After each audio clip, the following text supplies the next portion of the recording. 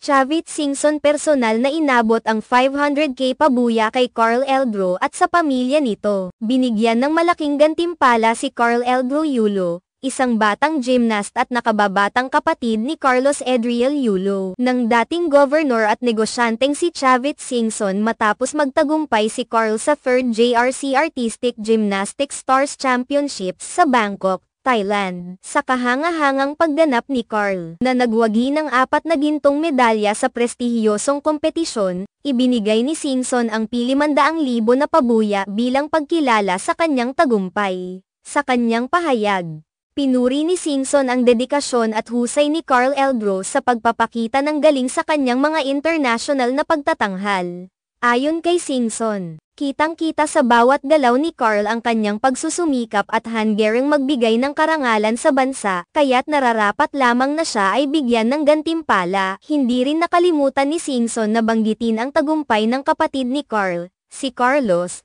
na isang double gold medalist sa Paris Olympics, bilang patunay ng kanilang pamilya sa larangan ng gymnastics. Ang tagumpay ni Carl Eldro sa Bangkok ay hindi may kakaila. Siya ang nanguna sa Junior Individual All-Around event, na isa sa mga pinaka-inaabangang kategorya sa gymnastics competitions. Bukod dito, siya rin ang nagwagi ng gintong medalya sa 3 iba pang events, ang floor exercise, steel rings, at vault, isang pambihirang tagumpay na tiyak na nagbigay pugay sa kakayahan at galing ni Carl sa larangan ng gymnastics. Dagdag pa rito, nakakuha rin si Carl Eldro ng 2 pilak na medalya sa parallel bars at team all-around events, na mas lalo pang nagpabigat sa kanyang impressive na performance sa buong kompetisyon. Dahil dito, hindi nakatakataka na tumaas ang kanyang pangalan at naging usap-usapan sa social media at sa buong gymnastics community. Personal na iniabot ni Chavit Singson ang cash incentives kay Carl Eldro, nakasama ang kanyang magulang na sina Angelica at Andrew,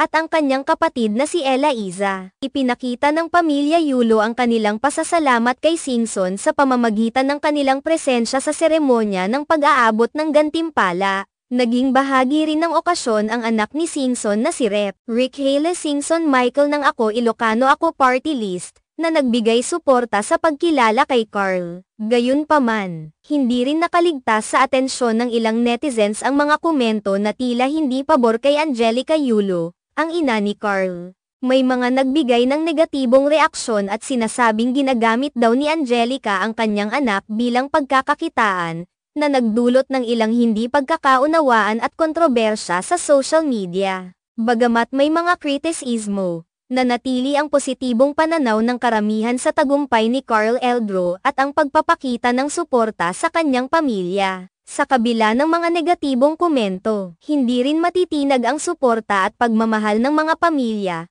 kaibigan, at taga-suporta ni Carl. Ang kanyang tagumpay sa gymnastics ay nagsisilbing inspirasyon hindi lamang sa mga kabataan kundi pati na rin sa buong bansa, na patuloy na nagtataguyod ng mga atleta at nagmamalasakit sa mga kabataang may potensyal sa mga larangan ng sports. Si Carl Eldro Yulo ay isang patunay ng dedikasyon, pagsusumikap, at pagnanais na makilala ang Pilipinas sa buong mundo sa pamamagitan ng sports.